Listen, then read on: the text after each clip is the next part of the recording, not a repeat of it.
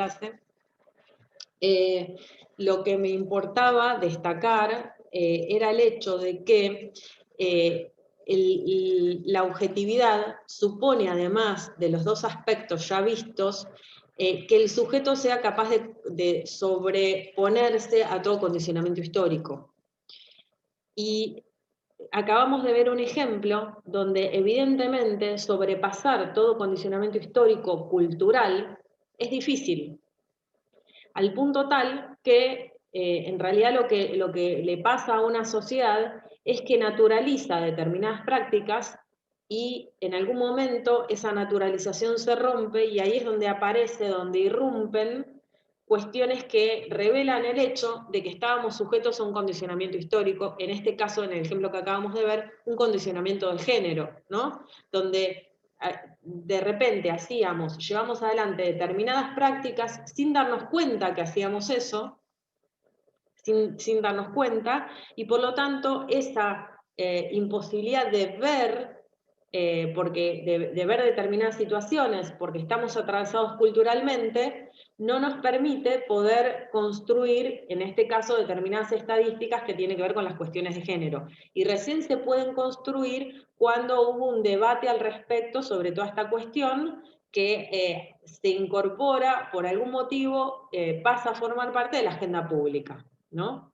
Entonces, esta idea, fíjense qué problemática que es. La idea de objetividad que supone que el hombre o la mujer tienen que ser capaces de elevarse por sobre todo condicionamiento histórico, supone la idea, de alguna manera, o el idealismo de que no estamos atravesados culturalmente. Y en realidad sí estamos atravesados culturalmente. Es muy difícil darse cuenta o comprender la naturaleza de las prácticas sociales, al punto tal de que, bueno, las naturalizamos. Cuando llegamos al mundo y vamos creciendo, uno no se pregunta inmediatamente por qué existe una determinada forma de estructura familiar y no otra. Sin embargo, la familia tal cual la conocemos hoy día no existió siempre de la misma manera que hoy. Esta es una familia, la estructura familiar actual es una estructura típicamente burguesa, pero no siempre existieron estas formas de lazos familiares. Había otro tipo de lazos familiares en otro momento histórico. Sin embargo, no nos cuestionamos esos lazos familiares, sin embargo, no nos cuestionamos las cuestiones de género hasta que irrumpe de alguna manera en la sociedad el problema.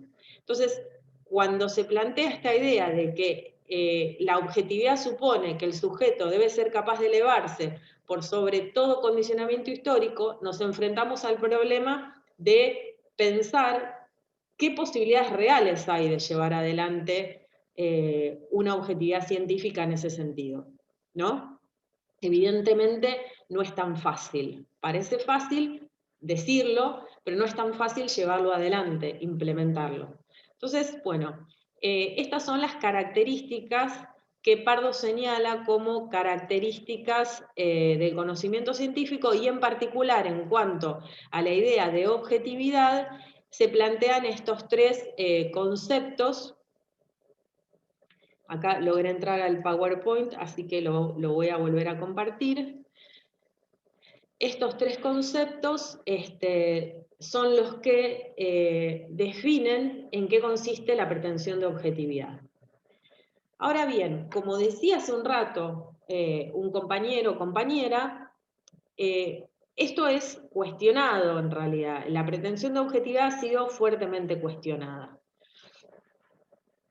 Entonces lo que vamos a hacer a continuación es analizar en qué consisten esos cuestionamientos. Creo que ya quedó claro en qué consiste el concepto de objetividad. Lo que vamos a hacer ahora es cuestionar estos aspectos relativos a la objetividad.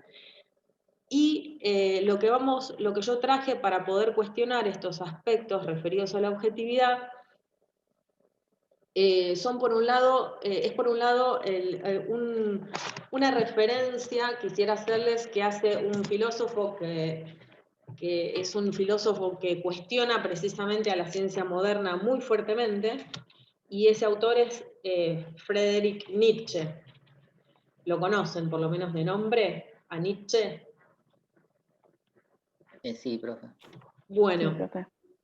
Acá, digamos, hay que hacer una distinción que no es menor, no la hemos abordado todavía, pero hay una distinción en el marco de la ciencia que es la distinción entre las ciencias sociales y las ciencias naturales, ¿no? Uno podría decir, podría atreverse a aventurar, en principio, que parecería ser que en el marco de las ciencias naturales es más fácil cumplir con la pretensión de objetividad que en el marco de las ciencias sociales, ¿no? Básicamente porque la distancia entre el sujeto y el objeto en el marco de las ciencias sociales es más corta. ¿Están de acuerdo conmigo en eso? ¿Cuál es el objeto de las ciencias sociales? Vamos a... El hombre, ¿no? O la, Sí, en términos la generales, sociedad. en términos generales podríamos decir que es el hombre, ¿sí? En términos bien generales, sin detenernos en ninguna ciencia social en particular, diríamos que podemos poner acá, a ver si vamos a crear una nueva diapositiva.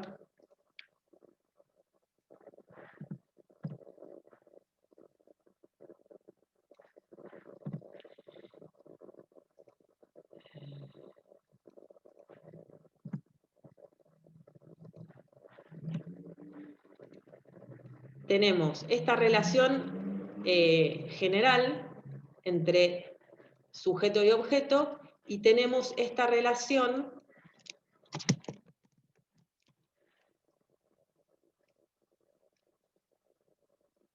en cuanto a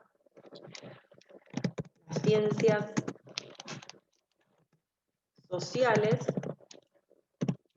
podríamos decir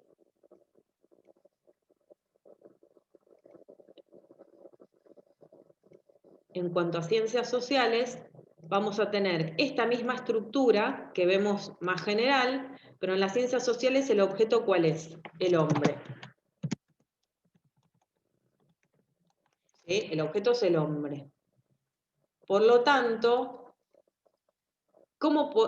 ¿qué es la distancia entre sujeto y objeto? ¿Se achica o se achica o se alarga?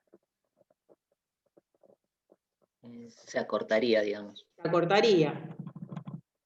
¿Por qué? Porque precisamente es el sujeto estudiando a los sujetos, por decirlo de alguna manera, ¿no? Alguno podría decir, bueno, sí, pero el científico social puede estudiar imparcialmente a la sociedad en la medida en que persigue el interés universal, digamos, ¿no? Pero esa distancia evidentemente se vuelve más problemática, ¿sí? En términos generales. Ahora, en ciencias naturales, podríamos decir que esa distancia parece más clara.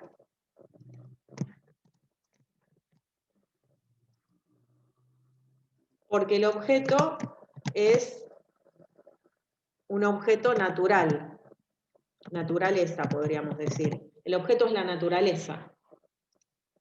¿Está bien? Entonces, parecería ser que no es lo mismo plantear la objetividad en el marco de las ciencias naturales que en el marco de las ciencias sociales. Parecería ser que la objetividad es distinta y que tal vez la pretensión de objetividad en ciencias sociales es más problemática que la pretensión de objetividad en las ciencias naturales. Entonces, a continuación voy a leer un apartado, un texto de Nietzsche que hace referencia en particular a los problemas de pretensión de objetividad en el marco de las ciencias sociales, ¿sí? Pero, de todas maneras, lo que vamos a ver más en general después es que la pretensión de objetividad es un problema en general, no es un problema solamente de las ciencias sociales, ¿sí? Pero vamos a ver primero la problemática que plantea Nietzsche en el marco de las ciencias sociales. Él dice, el texto que voy a leer es un texto que se llama Sobre la utilidad y el perjuicio de la historia para la vida. Nietzsche se pone a analizar cómo los historiadores piensan la historia del hombre. Entonces, en ese sentido, nos encuadramos dentro del marco de las ciencias sociales, entendiendo que la historia, los estudios históricos, son estudios que se refieren a la historia de la humanidad y, por lo tanto, forma parte de la ciencia social, ¿no? Y entonces, sobre la idea de objetividad, Nietzsche dice lo siguiente. Abandonemos esta debilidad, está hablando de otra cosa, ¿no? Y dirijámonos mejor hacia, hacia uno de esos alabadísimos poderes del hombre moderno, con la embarazosa cuestión de si tiene derecho, en virtud de su conocida objetividad histórica, a denominarse poderoso, esto es, justo, en un grado mayor al hombre de otros tiempos. Fíjense lo que está planteando Nietzsche, dice, el hombre moderno plantea que la ciencia debe ser objetiva, ¿no? Y esa objetividad le da mayor justicia que cualquier forma de conocimiento alternativa al conocimiento científico. Como el conocimiento científico, acá Nietzsche está cuestionando el conocimiento científico en sentido moderno, y el conocimiento científico en sentido moderno precisamente plantea que el conocimiento debe ser objetivo, por eso ataca la objetividad, y al atacar a la objetividad ataca al pensamiento científico moderno, ¿no? Entonces dice, ¿es cierto que esta objetividad tiene como origen una acrecentada necesidad y exigencia de justicia? ¿O acaso se suscita como efecto de otras causas totalmente distintas, produciendo la apariencia de que la justicia es la auténtica causa de este efecto? ¿No nos lleva esta engañadora objetividad más bien a formarnos un nocivo y más que autocomplaciente prejuicio sobre las virtudes del hombre moderno? Fíjense cómo acá Nietzsche empieza ya a cuestionar, digamos, a hacer preguntas que remiten a esta cuestión de si el conocimiento objetivo es algo deseable y además si es algo que se puede llevar adelante, ¿no? Si es algo que se puede concretar. Dice, ya Sócrates mantenía que imaginarse la posesión de una virtud que realmente no se posee era un mal cercano a la locura. Esto parece algo que no tiene nada que ver con la idea de objetividad, pero tiene totalmente que ver con la idea de objetividad. ¿Por qué? Porque él está diciendo, implícitamente está diciendo, ¿es posible ser objetivo? Porque si no es posible ser objetivo, ¿no será que estamos proponiéndonos una meta que no podemos alcanzar? Dice, ¿no? Por eso pregunta, ya Sócrates mantenía que imaginarse la posesión de una virtud que realmente no se posee es un mal cercano a la locura. Entonces, cuando la ciencia moderna plantea que el conocimiento debe ser objetivo, ¿no está acaso embargada por un acto de locura? Porque precisamente está queriendo alcanzar algo que es imposible, ¿no? Fíjense cómo con un rodeo cuestiona muy fuertemente a la ciencia, como sugiriendo la posibilidad de que es imposible ser objetivo. Dice, y ciertamente una imaginación, repito lo de Sócrates que me parece interesante, ya Sócrates mantenía que imaginarse la posesión de una virtud que realmente no se posee es un mal cercano a la locura, y ciertamente una imaginación mucho más peligrosa que la ilusión opuesta, padecer de un error, de una carencia, porque gracias a esta ilusión aún quizás es posible ser mejor, pero por esa imaginación el hombre o una época se hacen continuamente peores, es decir, en este caso mucho más injustos. O sea, una cosa es pensar que tengo una virtud que en realidad no tengo, y otra cosa es pensar que no tengo una virtud que en realidad sí tengo. Nietzsche dice, es peor pensar que se tiene una virtud que en realidad no se tiene, que pensar que carecemos de una virtud que en realidad sí tenemos. Dice que el mal es mucho peor en un caso que en el otro, ¿no? Entonces fíjense cómo ya hay autores modernos que cuestionan esta idea de objetividad y de modernidad. ¿Y en qué sentido la va a cuestionar Nietzsche? Bueno, es bastante largo el texto, pero quisiera ver si encuentro un párrafo que sea claro sobre en qué consiste este cuestionamiento a la objetividad.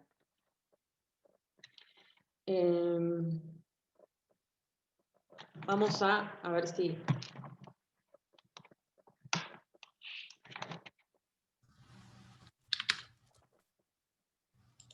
Acá ponemos servicios. ¿Cómo? Bueno, ¿Cómo? pues acá con...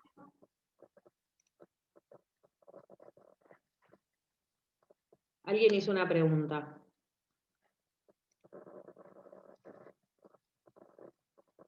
Bueno. Vamos a ver, entonces,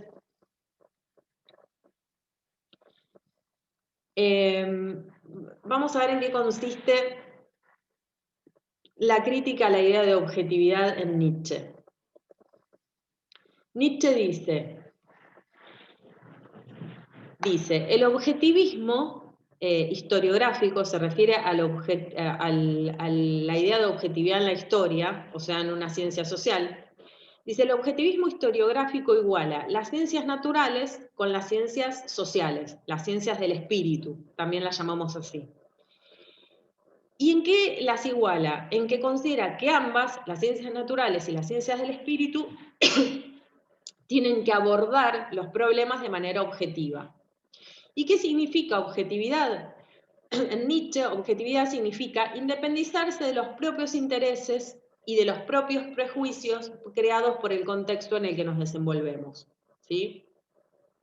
Y que el sujeto tiene su subjetividad anulada como consecuencia de lo anterior. O sea que la idea de objetividad implicaría que nos independicemos de nuestros intereses, ¿sí? De nuestros intereses personales. Ahora,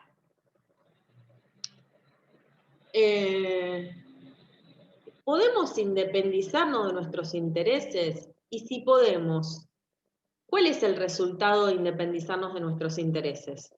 Corramos de lado por un rato si podemos o no. Supongamos que podemos independizarnos de nuestros intereses para poder conocer. ¿Cuál sería el resultado? Para Nietzsche, el resultado de un sujeto que intenta conocer sin perseguir ningún interés va a generar un resultado científico que carece él mismo de interés. ¿Se entiende? O sea, básicamente, si somos consecuentes, totalmente consecuentes, y planteamos que el sujeto que busca conocer tiene que anular sus propios intereses para poder conocer de manera objetiva e imparcial, entonces el resultado científico que se alcance de perseguir un objetivo sin un interés, sin ningún tipo de interés, va a derivar en un producto científico que como tal carezca de interés. ¿Qué quiero decir con esto? Vamos a pensar la cuestión por este lado, a ver si encuentro el párrafo en el que hace referencia a esto.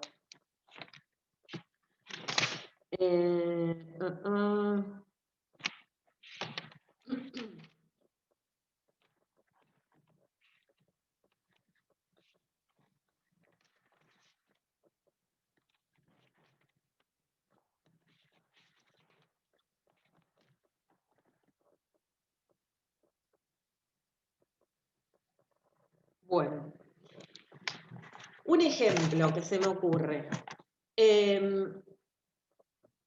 La producción de la vacuna. La producción de la vacuna contra el COVID. ¿Hay un interés ahí? ¿En la búsqueda de la vacuna hay un interés o no hay ningún interés? Sí. Sí, hay un interés económico, podría ser, sí. Podría ser un interés económico, pero ¿podría pensarse que hay otro tipo de intereses que no sean económicos? Sí, la salud. La salud.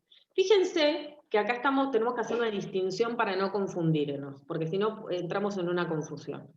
¿Qué significa independizarse de todo interés? ¿Qué significa independizarse de los intereses? ¿Significa independizarse de todo interés o significa independizarse de intereses particulares, personales? ¿No? Ahí tendríamos que diferenciar de qué hablamos cuando hablamos de independizarnos de un interés. Porque una cosa es tener un interés universal y otra cosa es tener un interés particular.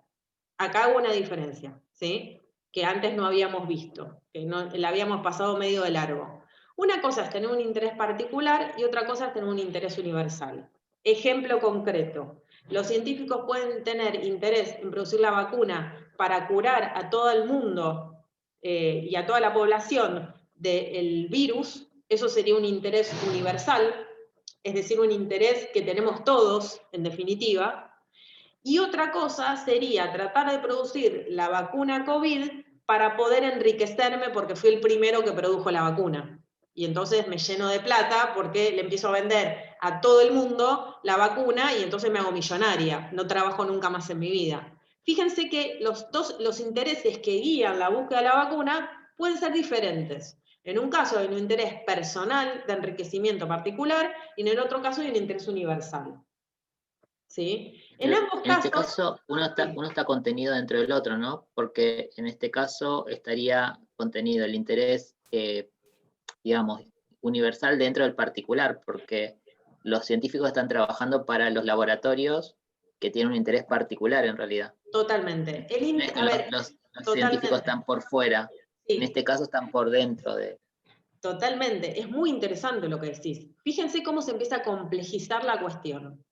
¿Qué es esto del interés particular y el interés universal? Se pueden diferenciar en cuanto al resultado, porque el resultado va a ser la vacuna. O sea, el resultado es uno, salió la vacuna, ¿sí? El resultado es uno. Ahora, el interés que se persigue puede ser particular o universal, pero el resultado es el mismo, va a salir la vacuna, en principio. Eso una cuestión. Y después está la otra cuestión, que fíjense que parecería, lo que dice César es muy interesante, porque yo podría pensar lo siguiente. Está bien que los científicos persigan un interés particular de enriquecimiento, porque de esa manera compiten entre sí y llegamos a la vacuna, llegamos más rápido a la vacuna, porque todos quieren hacerse ricos, ¿no? Entonces llegamos más rápido a la vacuna de esa manera. Quiere decir que persiguiendo el interés individual se logra un interés universal. Entonces no es tan claro que el interés particular haya que dejarlo de lado para alcanzar el interés universal. Que justamente, siguiendo el interés particular, parecería ser que se alcanza el interés universal. Bueno, esto es toda una posición filosófica, liberal, digamos, básicamente liberal, que plantea que si todos perseguimos nuestro interés particular, se logra el interés universal. Por lo tanto, la ciencia que persigue el interés universal, a su vez tiene que perseguir el interés particular, porque la forma de alcanzar el interés universal es a través del interés particular. Entonces, no hay problema con los intereses, en principio, ¿no? No habría problemas en este sentido con tener intereses. ¿Está bien?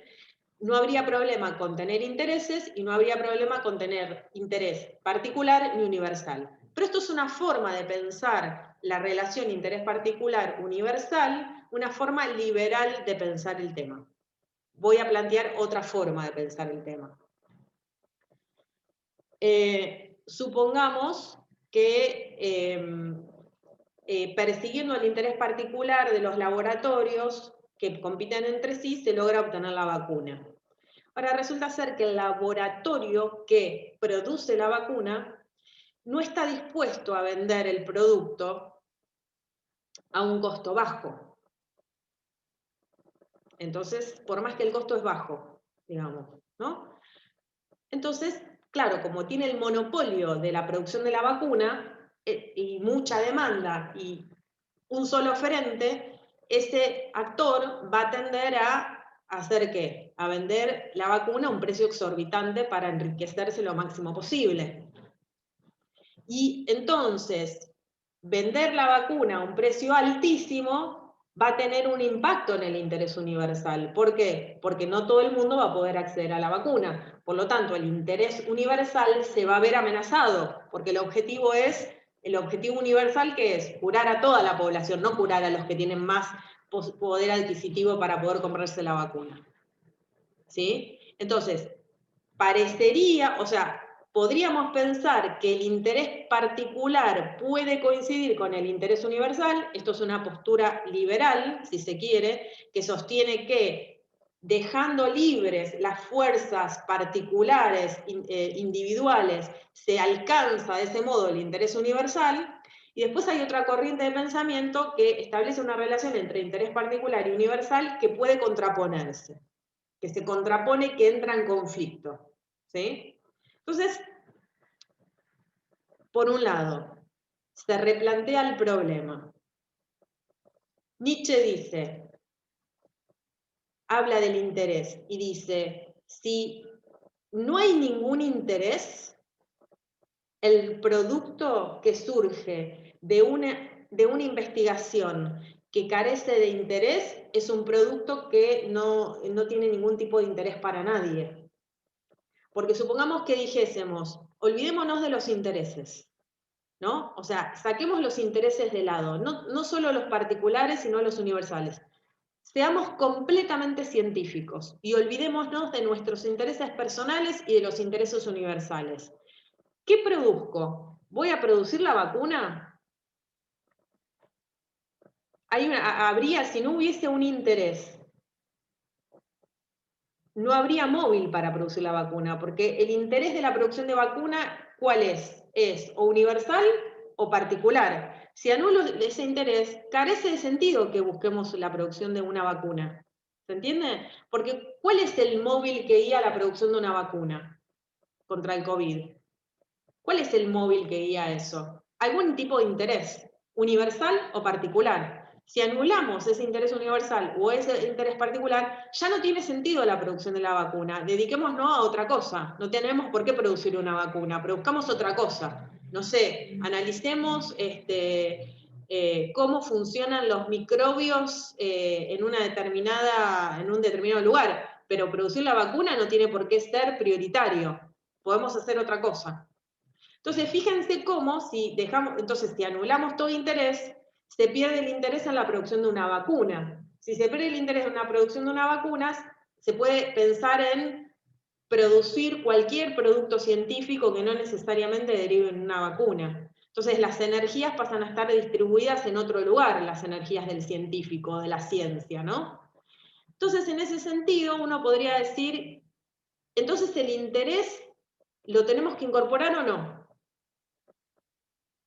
¿Tiene que estar en la ciencia o no? ¿Tiene que estar presente en la ciencia o no el interés? Porque si no está Obvio, presente, ¿cómo? obvio, sí que tiene que estar. Bueno, obvio, porque si no, ¿para qué hacemos ciencia? O sea, imagínense, lo voy a poner en estos términos, ¿no? Como para que lo pensemos para la próxima.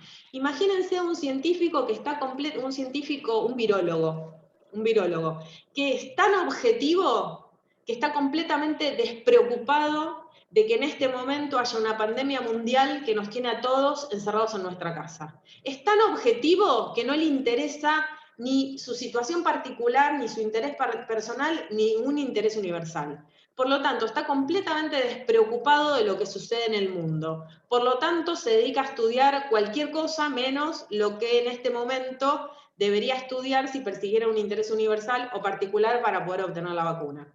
Bueno, ¿queremos un científico objetivista o queremos un científico comprometido con la realidad que analiza? ¿No? Porque ser objetivo, implica estar independizado de todo interés. Si ser objetivo significa eso, estar independizado de todo interés, tenemos un problema. Porque la pregunta es concreta en este caso, en este ejemplo que acabo de poner, si la ciencia debe independizarse de todo interés, la pregunta es ¿quién va a producir la vacuna contra la pandemia? Un científico no la va a producir, porque los científicos no tienen que tener intereses ni particulares ni universales. Ahora, si decimos que la ciencia tiene que producir objetos donde el interés aparece, pero ese interés no debe ser particular, sino que debe ser universal, podríamos decir entonces que la ciencia persigue un interés, pero ese interés no es un interés particular, sino que es un interés universal, y entonces podemos hablar de objetividad siempre y cuando entendamos que la ciencia persigue un interés universal y no particular. Preguntémonos a continuación cuál es la relación entre intereses particulares e intereses universales, porque resulta ser que los autores liberales plantean que si perseguimos el interés individual, vamos a encontrar el interés universal. Por lo tanto, no tiene sentido diferenciar entre interés particular e interés universal. Cuando los científicos persiguen su interés individual, al mismo tiempo contribuyen a lograr el interés universal. Esto dirían los liberales.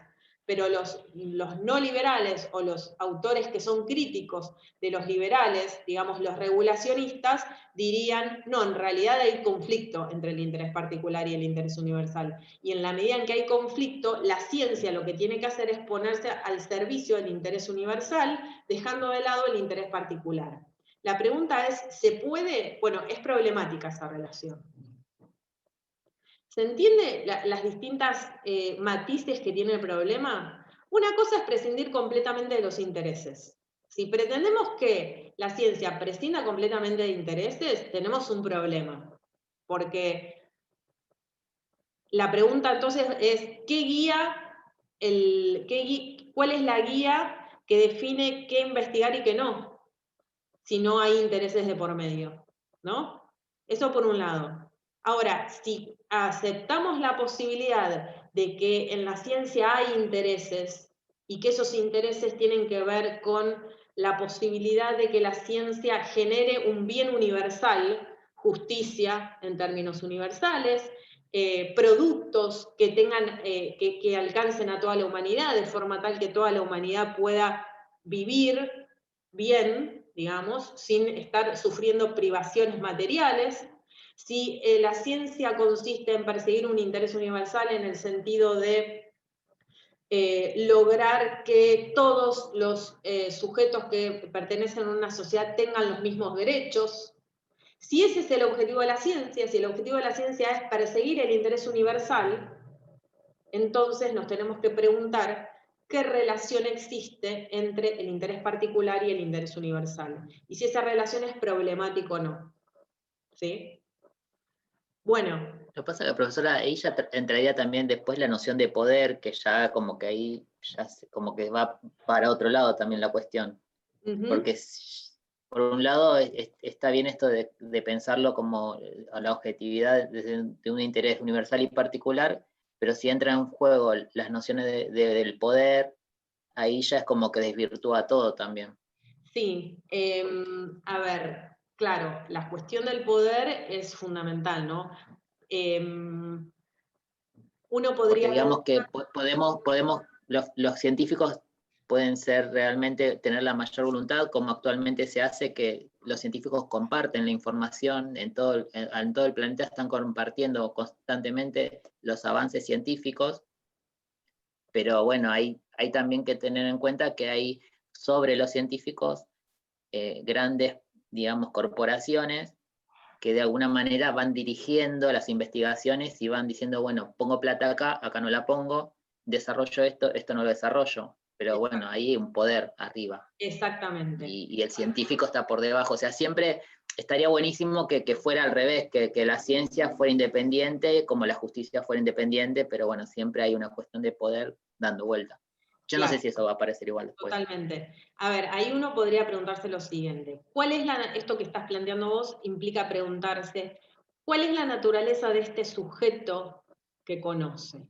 ¿De qué hablamos cuando hablamos de este sujeto? ¿Estamos hablando de un científico? ¿Estamos pensando en un científico aislado en un laboratorio? ¿Estamos pensando en una corporación que nuclea científicos para producir determinados productos? Estamos pensando en cuál es la naturaleza de ese sujeto del que estamos hablando. Y también, porque digo, en principio nosotros supusimos implícitamente, digo, nunca aclaramos a qué nos referimos cuando nos referimos a ese sujeto. Pero la realidad es que cuando hablamos de ese sujeto podríamos pensar, ese sujeto es muy rico, digo, ese sujeto que está ahí es un sujeto que representa a un científico individual, es un sujeto que representa una corporación de científicos, es un sujeto que representa una empresa multinacional que nuclea científicos, que contrata científicos como fuerza de trabajo para producir determinados productos. Ese sujeto es el Estado produciendo determinados conocimientos para que la población esté mejor. Fíjense que este sujeto no es cualquier sujeto. Y acá podemos entrar en la discusión. ¿Qué características tiene que tener este sujeto que conoce para poder producir un producto científico? ¿No? Entonces, y a su vez, ¿qué tipo de producto científico, qué tipo de objeto, mejor dicho, qué tipo de conocimiento alcanza cada sujeto que ponemos acá en este lugar? qué tipo de conocimiento objetivo o qué tipo de conocimiento científico alcanza un sujeto cuando el sujeto es una corporación. ¿Qué tipo de conocimiento científico alcanza este sujeto cuando el sujeto es el Estado? ¿Qué tipo de conocimiento alcanza este sujeto cuando el sujeto es un individuo? No es lo mismo el producto, no es el mismo producto. Entonces hay toda una corriente que va a plantear que el único capaz de producir un conocimiento, y ahora lo vamos a ver el ejemplo de nuestra propia vida cotidiana, hay una posición filosófica que plantea que el único sujeto capaz de producir un conocimiento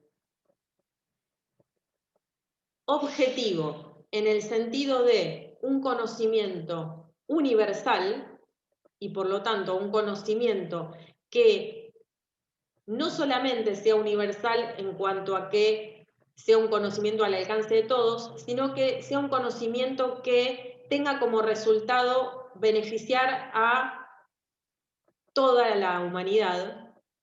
Si entendemos por eso conocimiento objetivo, un interés que beneficia a toda la humanidad, ese sujeto no puede ser una empresa multinacional. Si el objetivo es producir un producto que beneficia a toda la humanidad, ese sujeto no puede ser una empresa multinacional. ¿Por qué? Porque la empresa multinacional, ¿qué persigue?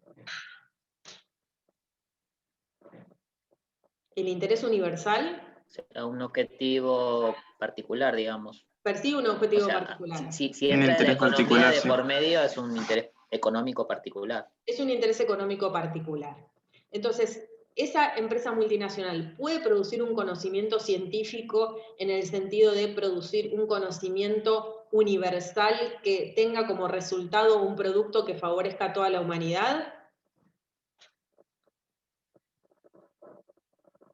¿Puede o no? Es poco probable.